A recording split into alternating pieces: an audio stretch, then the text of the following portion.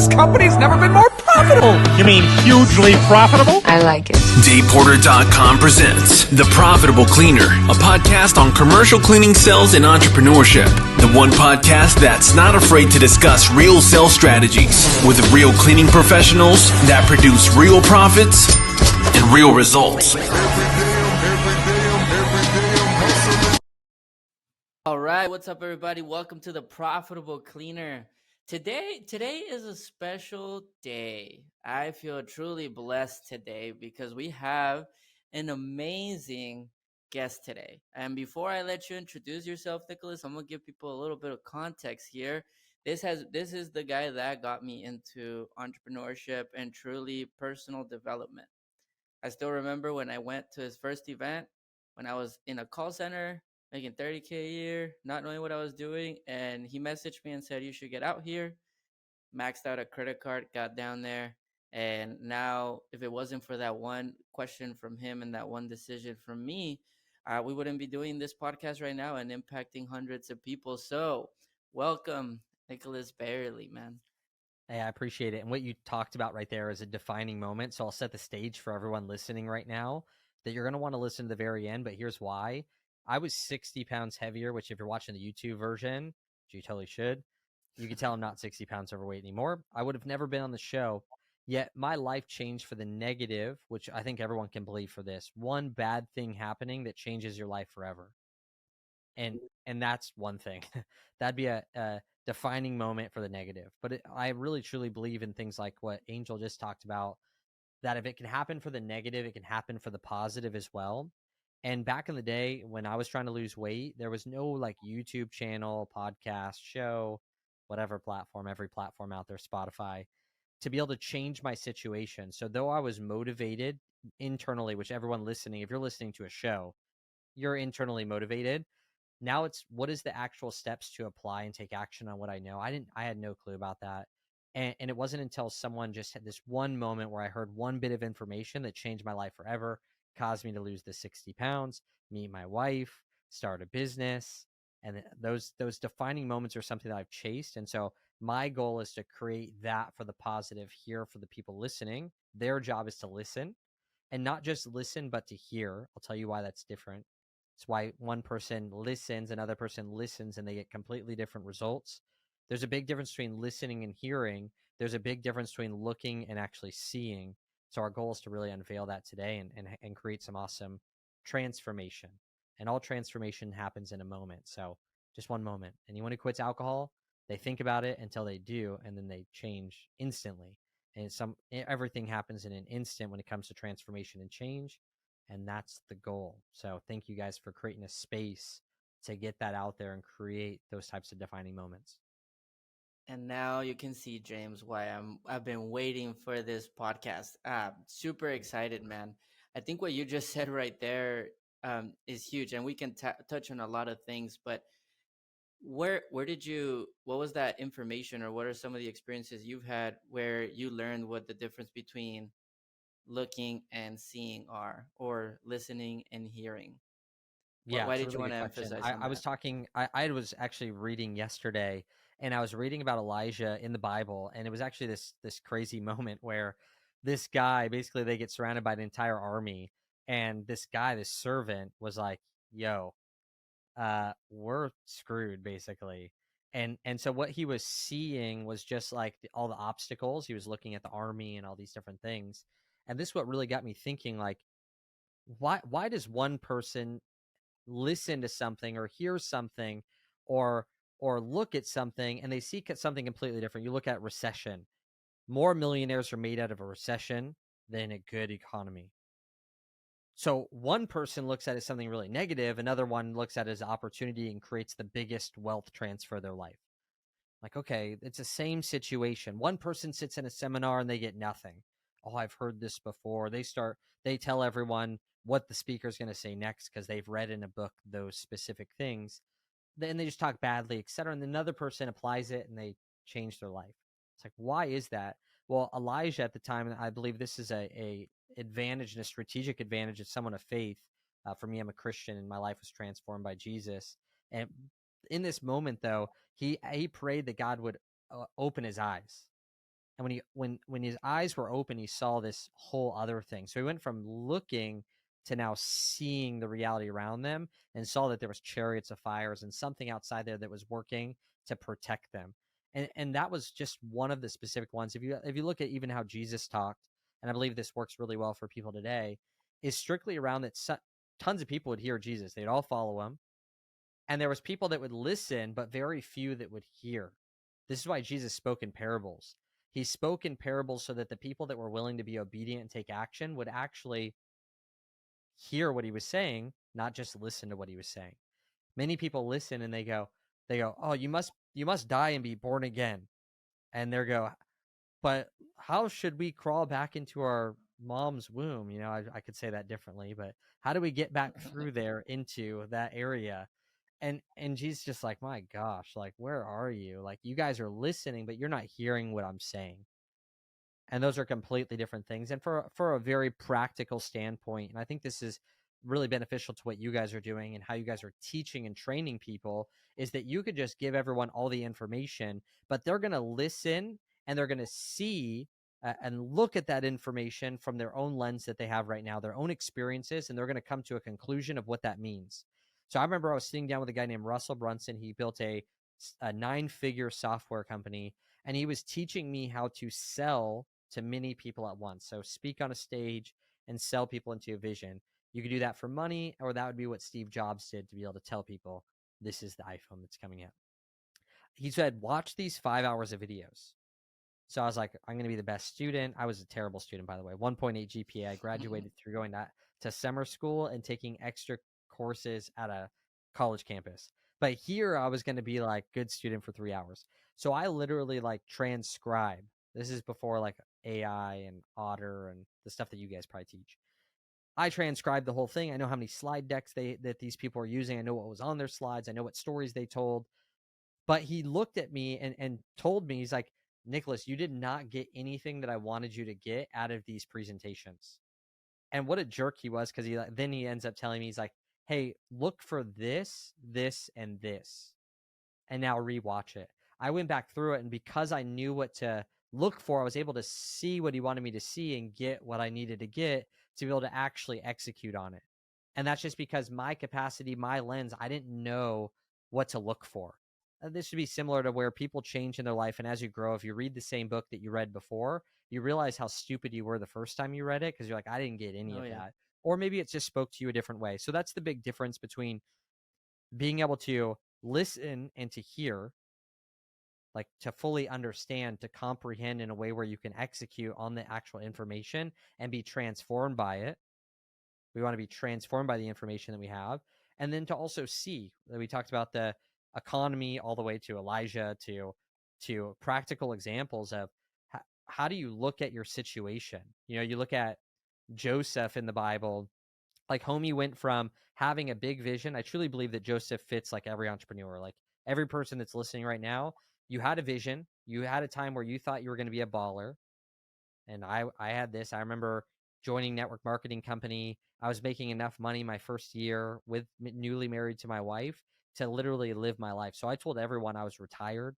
I was like, I'm making residual income. I mean, it comes in every month. I'm retired.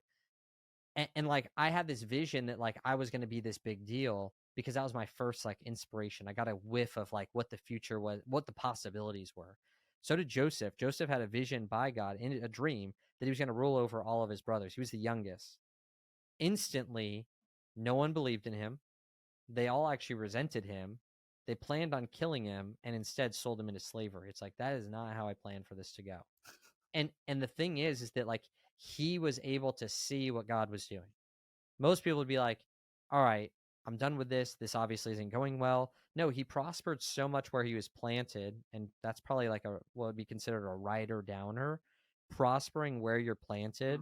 Like if you want to get out of the wilderness, you have to figure out and learn the lesson of what you're supposed to learn in this season to graduate to the next. You have to be obedient in where you're at to get to the next thing. And again, if you're not obedient and you're not giving excellence now, I guarantee you when the good opportunity comes, like you're not going to give excellence. You're not going to do a good job. So this is what you can physically control. You can Google, what are the things in my life that I can control as a successful entrepreneur? What can I control? Yet this guy, it goes out there, prospers so well in slavery that it says that the master only had to worry about what he ate for dinner, the food he ate. Did so well, got lied about. This chick says, like, basically he was trying to sleep with her, and actually she was trying to sleep with him, but he wouldn't do it because he was trying to be faithful. He's a good guy. Then he goes put in jail. Then when a dream came from people in jail that worked for Pharaoh, he interpreted, said, if I'm right, at least get me out of here. They forgot about him. And it says the people in the jail didn't have to worry about anything besides the food they eat, because everything that Joseph touched, everything prospered. But notice he was getting no upside. So he's giving excellence. He was still executing in it. So it gets to the point finally, and this, when you break this down, it's so inspiring, dude. Like, he becomes second in command to Pharaoh. He interprets his dream. Because of that, he saves the entire nation, makes it the most wealthy, powerful nation, because he knows exactly in a recession, he's able to see exactly that they should have stored up a little bit from every single harvest up to that point. And then basically people gave them all their money, all their livestock, all their land, and then themselves. And then Joseph came up with a strategy to give them the resources to be able to grow their own food, but they had to pay them off the harvest every single time. So now everyone's paying them, and they own everything and everyone at the end of this. So finally their dad Joseph dies, or Jacob dies, and the sons that are all older than him are like, yo, we literally sold this guy that's super powerful into slavery, and like, we're gonna kill him. Now our dad's gone, so he has no reason to like keep us alive. What's gonna happen? And I think this is where it goes into seeing, is that Joseph looked at them in a place where he had the power to kill all of his brothers for wanting to kill him, and he said, oh, you think you sold me into slavery? Like, you think this was your idea, but like, you don't understand, like, this was God's plan the entire time. And Americans might call that hindsight is 2020. Yet it takes foresight to give excellence in slavery and jail. And I think that as an entrepreneur, it's very easy to go through those seasons and feel like I had big vision, I failed, like I didn't produce a profit. After network marketing in my own business, it took me like 2.5 years to produce any type of profit. So I felt like I had this big vision. No one believed in me. Definitely no one believed in me when I was failing. All of a sudden continue to look for those defining moments, get educated, get better, gain skill sets, and then had breakthrough, but still struggled. And like, maybe even still to this day, no, have I tapped into anywhere near where I have a vision to go? No, but is that going to make me not actually give excellence to the season that I'm in? Knowing that even if you look back right now, one, everyone listening to this isn't dead. Like, no one's dead. It's so easy to look back and see that all these things, maybe people would say, is this happened for a reason. No, all things can be used for good. And when you look back and you look at how things happen, like, think of Angel. How many cities have you lived in, bro? Like, make up your mind, right? It's like I bet you weren't sitting here going, oh, I'm going to do my own thing. No, you're like, I want to be led. I want to make the right decisions. Yet you'll look back at the contact that you made, the season, the one person that you made here. Man, I remember the worst event I ever went to, business event, the worst one. I remember it clear as day. And some of my best friends and greatest connections that I ever made came from that event. I'm talking an event of 300 people. The day 2 was 80 people. Like, almost everyone left. And legitimately, I look back and go, wow, if I wasn't there, I would have missed out on these core opportunities. But I was able to keep that sight and vision, see what was going on and hear what was going on, seeing and hearing. That's where you want to be, not just listening and looking. Well, you know what's interesting about what you just said about the how the cities that I went through, right? Like, again, you just keep seeing like this big vision that God has provided, and you're like, I just gotta keep going. I just gotta keep going. It's so funny because when I first wanted to get into entrepreneurship, I remember you guys, like, through the mastermind, I learned, like, go see somebody that's already doing what you're doing better, go learn from them, and then put your twist on it. Well, so that's actually how I met James, right? I wanted a outbound sales agency. He had an outbound sales agency. I started DMing him and talking to him. His baby was just born, and somehow his wife was like, hey, just take the call. Just take the call with that guy. And he's holding his newborn. He's like, whatever, I'm going to take this call and just brush him off. 2 years later, here's where we are, right? So it's interesting how what you were positioning. I don't know. Now I'm just reflecting on everything going on right now. I know James had a question, so I'm not gonna try to take over here because I know I can. James, go ahead, man. Nicholas, one, I think that's awesome insight, brother. Everything that you just shared. My question to you would be, so if someone's listening to this and they're like, okay, that makes sense. I need to have the foresight to see kind of what my next season is. My question would be to the person that might not know what season they're currently in. Like, how do you figure that out? And then where do you go from there? If someone has that narrow perspective, their lens is a little bit more focused on just their feet in front of them. How do you broaden that lens and kind of figure out the season you're in now and move up from that? Yeah, I like a scripture I always love, and maybe this is like just because I've struggled with vision in certain. I have like the long term vision, but I've oftentimes struggled with like, what's the year look like, right? You have forecasting, and forecasting's great until it doesn't work out. So one of the things I love is like you choose your path, but God directs your steps. One of my good friends, Brandon Poulin, he has a great thing that he does where he basically makes 3 hard decisions that he's been putting off. Like he'll have a day where you go, okay, what's 3 hard decisions I've been putting off? I'm going to ask for wisdom. I'm going to ask for guidance, but I'm just going to look at it, figure out what feels best, and like just get it done and make a decision. There's also a scripture that says like he's a light to our path and a lamp to our feet, right? In the opposite order, a lamp to our feet and light to our path. And I think that that's so interesting that it's said that way, mostly because sometimes he's a lamp to our feet. Like you had just talked about, like, I don't really know what's going on, but like I could see right in front of me what I have right now. And then there's other seasons where he's a light to your path and you kind of know exactly what's to come and you can see like that foresight, like you were talking about, like, all right, I see the path. Like I know where we're supposed to go and where we're supposed to run. And I feel like it's those 2 separate things. It wasn't just like he's the light to my room or he's the sun to my earth. Like, no, it was like sometimes he's a lamp to the feet. You don't know what's to come tomorrow, but you know what's right in front of you. And there's other times where there's the light to your path and you know what path you're running down and what path of scale that you're at. So I think one of the best things that people could do right now, if they're looking to grow in any area, and there's what we teach inside of Kings Brotherhood is really the 4 areas that you can't outsource. So number 1 to me is faith. This is why I talk about this so much. It's an area that's just, to me, it's overarching, right? It's like if someone asked me if there's one thing that I could teach my son and I leave him with one sentence, what would it be? It'd be like, seek first the kingdom of God and everything else will be added unto you. Or like, hey, everything else be good. I'm like, bro, you get that right. Like I know that with that comes fruit of everything else. After that, though, is health, and that's your personal, like I'm talking mental, physical, spiritual, emotional health. And then I'd go into the relationship category, and then I'd go into more the business professional category. I'd rank them in that order. So I'm going to give the punchline of that. Normally, I would teach on why that is, why it's more beneficial, but I'll just give the answer to that. And typically I want to figure out where do I want to be in those areas. So just like re-dreaming again, it's very easy to stop dreaming when you're getting punched in the face. And usually if you're lacking vision, not knowing what season you're in, that's probably you're not sitting there going, I'm in such a good season right now. Like I have no clue where I'm at and I have no clue where I'm going.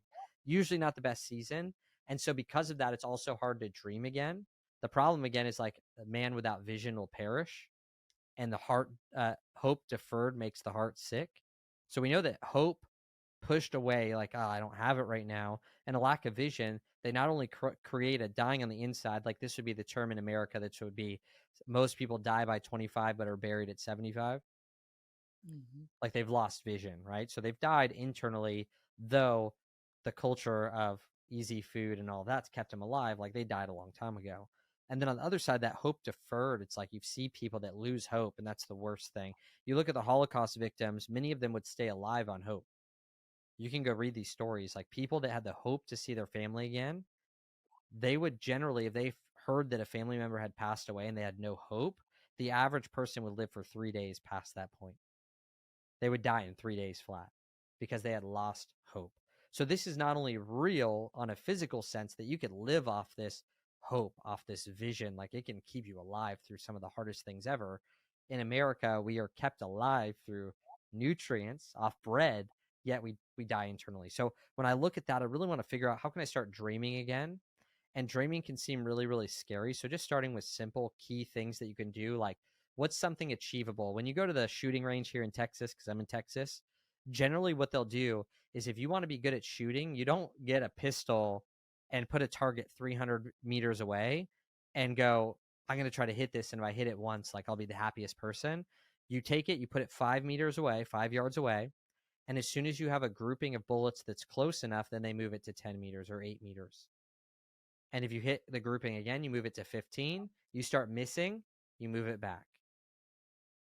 You move it back to a closer one.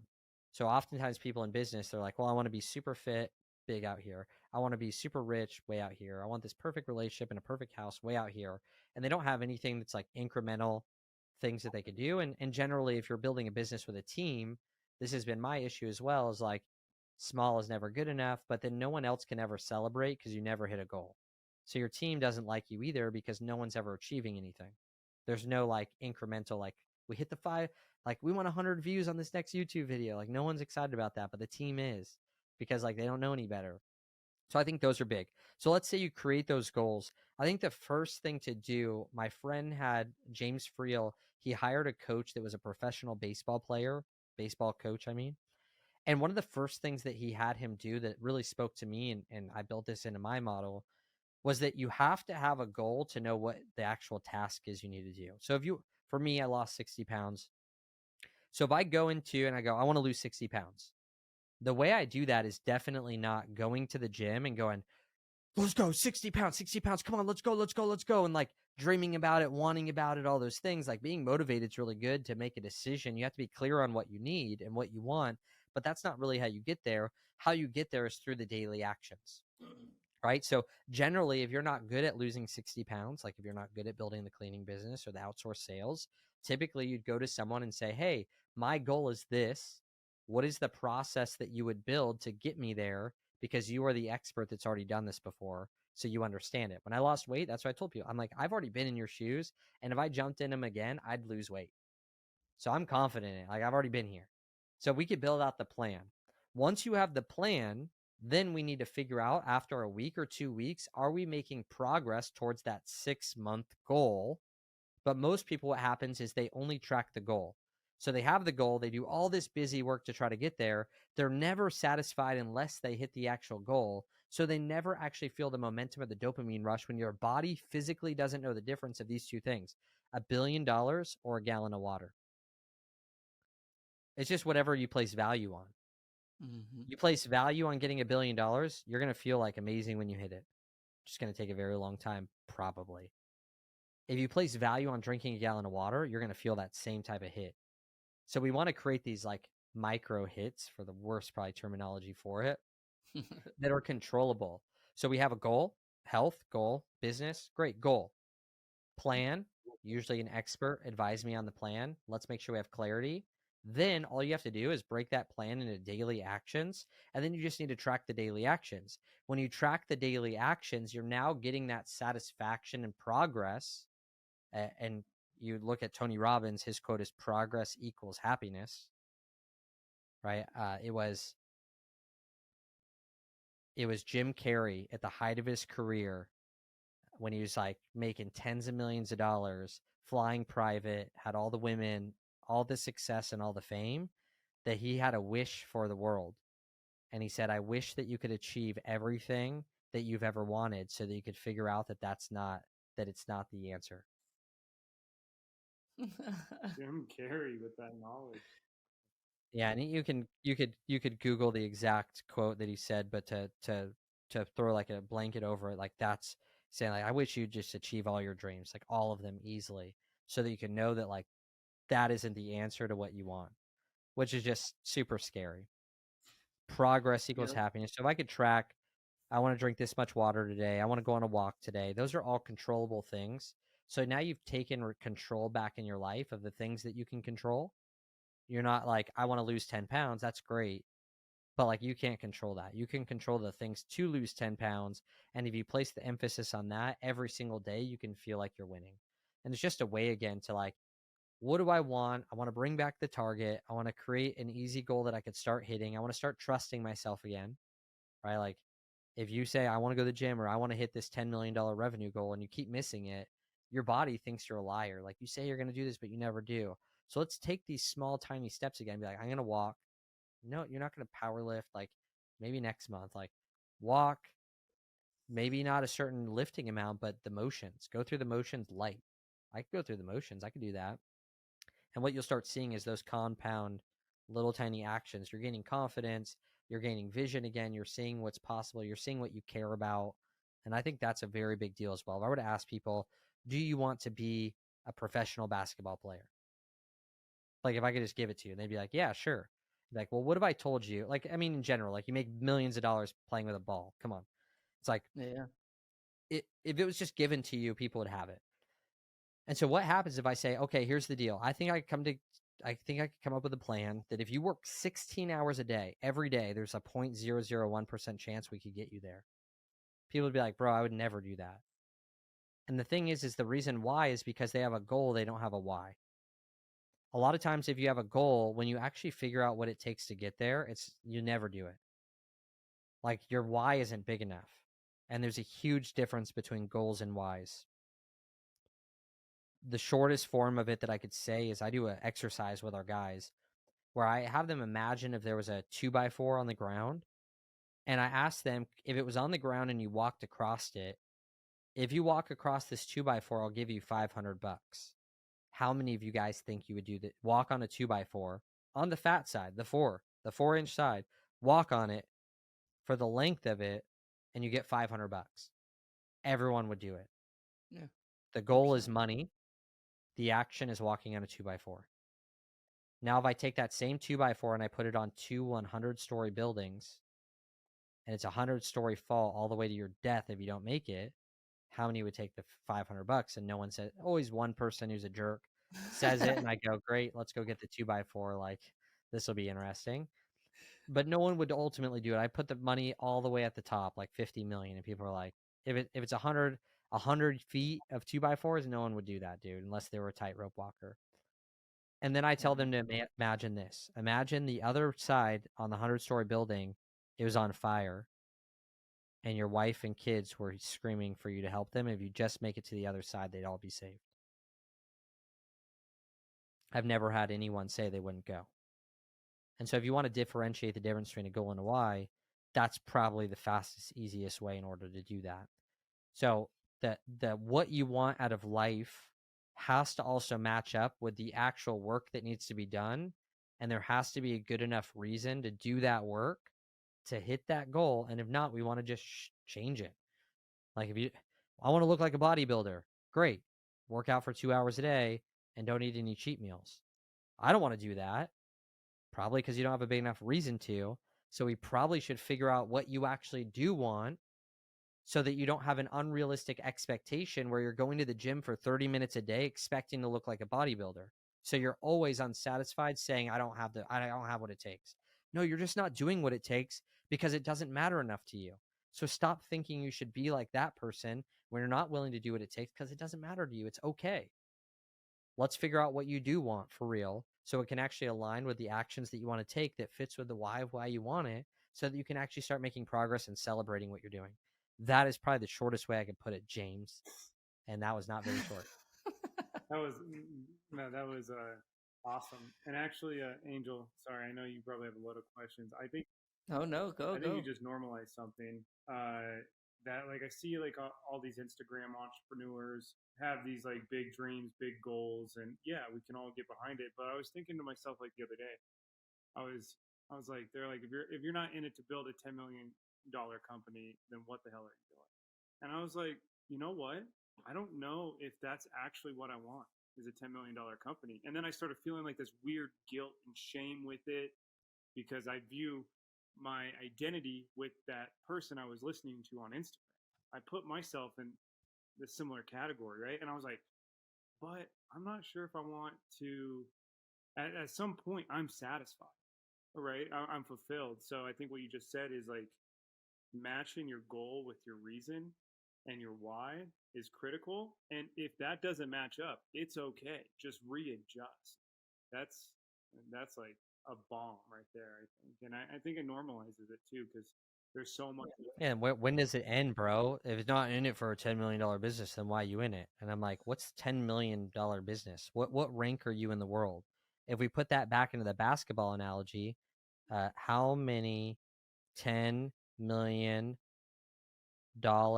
businesses are there? Let's see. Okay, 10K America. There's got to be like just so many of them, dude. Like, Oh yeah, Yeah, exactly. 100%. 1 in 20 businesses surpass 1 million. So someone can find this. Please add it to the show notes. What is that? So if you play, I come from a sport called motocross and supercross. If you're not top 20 in the world, you're garbage. You're not making any money. If you're a $10 million business, and let's go NBA, there's a lot of NBA players that make a lot of money. A lot of NFL players make a lot of money, even though it's for a short amount of time. And if you take the entire of their career, it's different. But anyway, you take that inside of business, you could be like the 50 millionth coolest guy in America and provide for your family. If that were the equivalent in NFL, or if that were the equivalent in basketball, it would be like if you're a $10 million business, you're like the 50 plus crew that plays at the YMCA Exactly. in the caliber of business. Think Mhm. about it. Think about Fortune 500 has more employees than like than products sold in your entire company. Like Hobby Lobby has like 55,000 employees. A $10 million business could have like not even 55,000 customers. Totally. Mhm. It's like, so if this is how we're judging everything, then that would just mean that you are just going to be a big fish in a small pond. What pond are you in? And for some people, like if you're Elon Musk, a $10 million business would be a laughable thing to start. If you're not doing at least 10 million, like, yeah, he wouldn't touch it, of course. Like, he could launch a freaking electric quad and have $100 deposit and make more than 10 million. Like, did you see how much he made when he launched the Tesla truck thing and he took $100 deposits? It was like insane, bro. He made so much money. Yet again, when does that ever end? It's like, it just doesn't make any sense to me. That's the benefit that I love about business. So I love about salespeople, the position. It's like, wow, like you don't have to be the best salesperson. You don't have to be the best business owner in the world. You don't have to be the small percentile of top NBA player to make money in this game. No, you can work for someone else and you can make money to learn, which is just ridiculous. It's like people go to college, pay $40K a year to learn, and they're paying, and there's companies out there that will pay you $40K, $80K a year, and you're being equipped and learning, and education's provided. Or you can be the 10 millionth most talented business owner in the world, which is the equivalent of a 7th grader playing NBA, and still crush it for your family. The entire thing doesn't add up. Yet these are the same people that say that the Bible doesn't make any sense. I'm like, it doesn't contradict itself. These people are contradicting themselves. I just deraveled the entire thing on a thought off the top of my head that none of that makes sense, right? And you just did as well. This doesn't make any sense. Yet this is what they're preaching. Yet the Bible's thousands of years of no incongruencies and only promises fulfilled, and so many that it would take like 9 repeating e to the 11th power to ever happen in the world. But yeah, let's take what the Instagram guru has to say. So very funny, man. No, But yeah, I agree. I think that's a benefit to the entrepreneur is, man, the profit matters as well. You think about it, the goal of an entrepreneur should be these phases. What's the purpose of working? The original word for work in the Bible is something called avada, which is a Hebrew word which means to worship. Yep. So my goal By is the to way, do I work. learned that this week reading the Bible. Believe it or All right, not, though, let's I go. learned that literally 2 days ago. I love it. So this original word for work. So what's the purpose of work?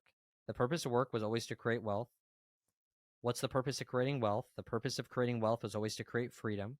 What was the purpose of freedom? The purpose of freedom was so you had the ability to worship.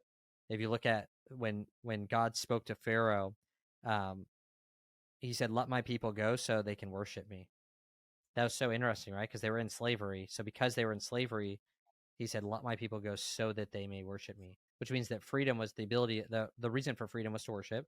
And then the way that we give back is through our money, the skill sets that we create, and then also our time, right? Which is the hardest for entrepreneurs, hardest for me for sure. And so when I look at that original design, then what do I want to do with my money? I'm called to multiply it. You look at the parable of the talents, 3 people were given money, 10 minus 5 and 1, and everyone multiplied them besides one guy that buried it in the ground because he was, and this is a big one, because he was afraid. So like all of them invested it, but this guy was afraid. So because of that, he was so afraid to lose it that he just buried it. Was like, I don't want to lose this dude's money or else he's going to be mad. That guy was talked about being wicked and slothful. Took his money and gave it to the guy who multiplied it. He wasn't like, oh, thank God, I'm so glad you didn't lose that. Like that is not what we're called to do with money.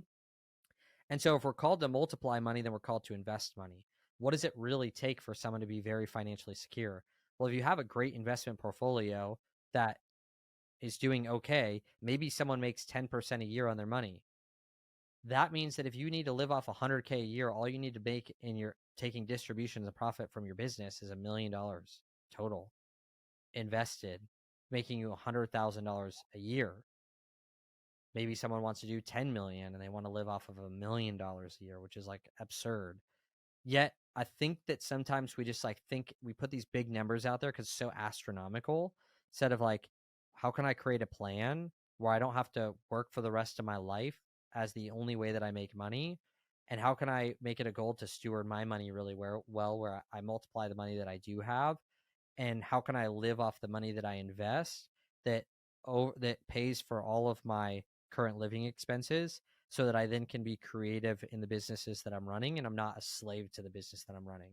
Because we already know that that slavery is what really inhibits us from being able to dream and serve and do all those things. So I think that that's a good structure to live by.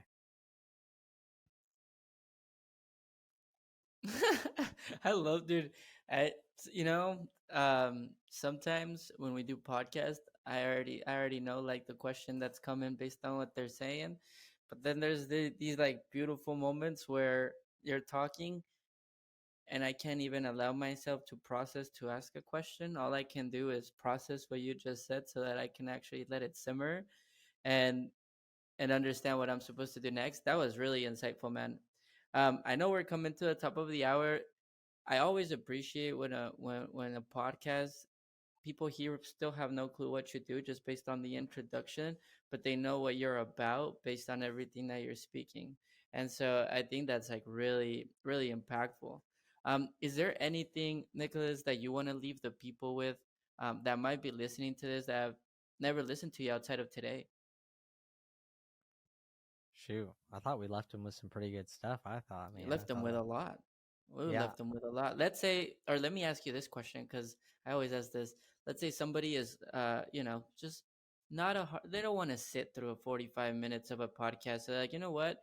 This Nicholas guy looks pretty cool based on this promotional video and the show notes. I'm going to skip to the end and just see what he's about or what this might be about so that I can then commit to hearing all of it. If there was that one person that did that, what would you say?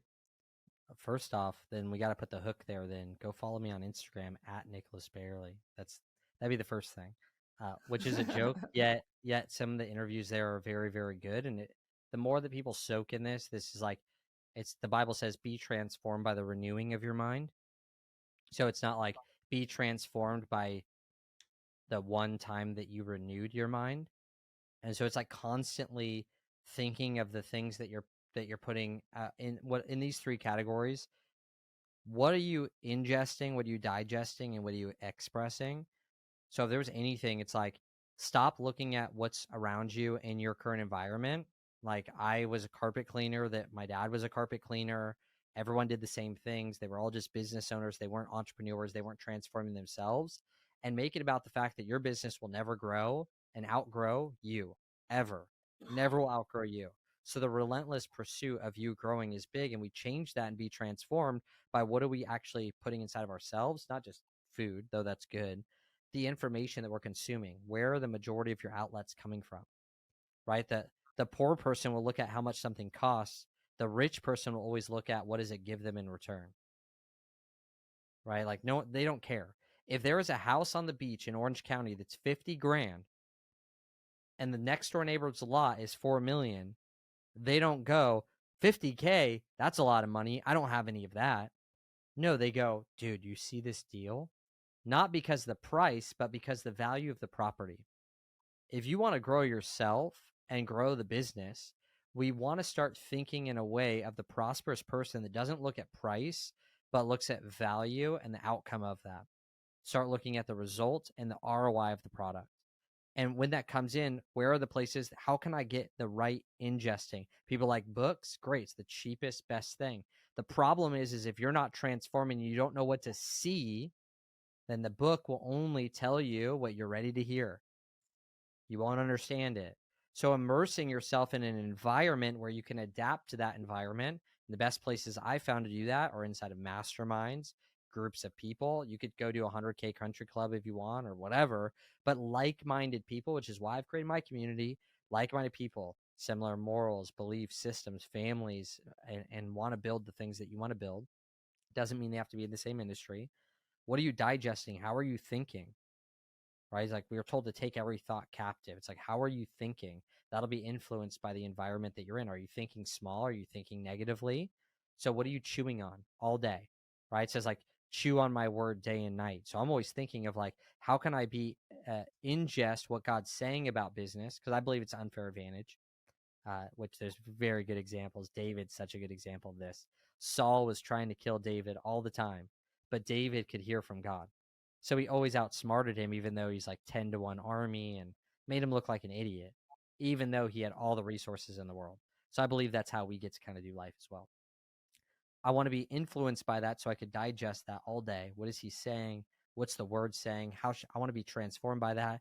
And then what are my actions from that? And those are the three things that I want to align in my life. And if you could just figure out what am I consuming? What am I thinking about? What are my thoughts like? Am I thinking big? Am I stretching myself? Am I thinking that good things come towards me? Am I thinking that money is randomly given to me? Like so many people say, money comes to me frequently and easily. Random people give me money for no reason. If I were to ask people that, they'd be like, no, that doesn't happen. Well, this guy at one of my events, he spoke and he asked that. I was the only one to raise my hand. I was like, yeah, money comes to me randomly from people all the time. He whipped out a bunch of money and he gave it to me. Then he asked everyone again, now what do you think? Do you guys, anyone else think? And everyone raised their hand. He's like, there's a reason why this guy's leading the community is because I raised my hand because I believed that. And I ultimately got it. I just did it at an event that I went to too. No one raised their hand besides one, and it was the leader of the group. It's like, okay, how are you thinking? And then what are you doing? Are those three things congruent? And knowing that what are the best investments you can make? Warren Buffett, if we want to use a worldly example, he's a great investor. I think we could all say he's pretty good. He says the best investment you can make is Coca-Cola. Just kidding. Is yourself. Is yourself. So if that's the best investment you can make, because you can increase your skill sets, your earning capacity, the second is your own business. So many people want to be, I want to invest in Bitcoin. I want to invest in this stock market. Like you and your business will always give you a better return than any investment that you make outside of that, like by far. And then you want to take those after you have your marginal operating costs that you need to make the business run. And then you want to reinvest those things in other things. Yet if that's the number one area, my thing would be, how can you relentlessly pursue getting the right people speaking into you and the right skill sets developed and utilizing your resources of either time or money in order to do so. If you don't have any money, find the time. You're going to have to go through the people, go through the networking events, work your way in, serve people to get around them. If you have the money, it's a shortcut.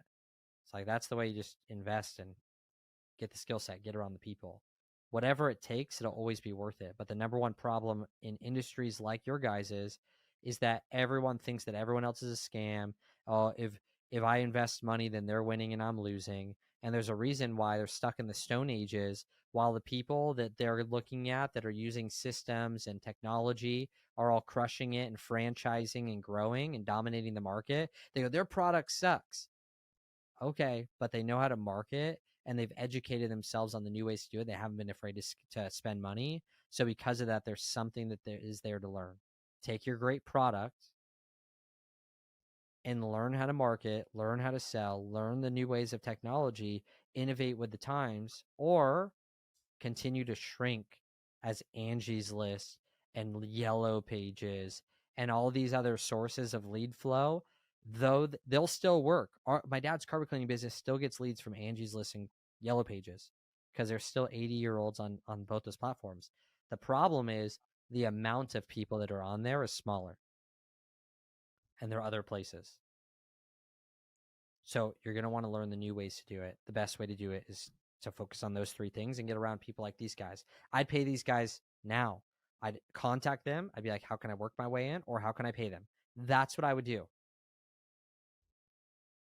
I literally was a kid who was 60 pounds overweight, failed in business, didn't have profit for 2.5 years. No one thought I was good at selling. Definitely no one thought I was good at communicating or speaking. Nobody thought our business would ever take off because of me, even my closest mentors. And it was because of the people that went before me that educated me along the way and equipped me. That's the reason why we've been able to grow. And so I've just focused on that continual growth and getting that mentorship, because no one would have ever expected I did this. So if you've had any marginal success, which if they're listening, they have, then you've done that probably just through no one really helping you, which means you're far more equipped than I am. But it's also your greatest demise because you think you can do it. I didn't, so I got help. You are good. Yet if you got help, how much further could you go? So don't be a baby and invest. Go. Boom. I love it. Nicholas, thanks so much for being here, man. I'm going to hear this over and over again. Thank you so much, man. Really appreciate it. And I'm super excited because I know for a fact that I'm going to get messages from listeners saying, what was that? And with takeaways. So we're going to put your contact information. We're going to put the Facebook, follow them on LinkedIn, follow them on Instagram, Facebook. We'll put everything here. And if you got value out of it, message James and I, message him, and let him know what takeaways you got. Thank you so much, man. Really, truly appreciate you. Thank you, Nicholas. Thanks, Angel. And thanks, James. I appreciate it.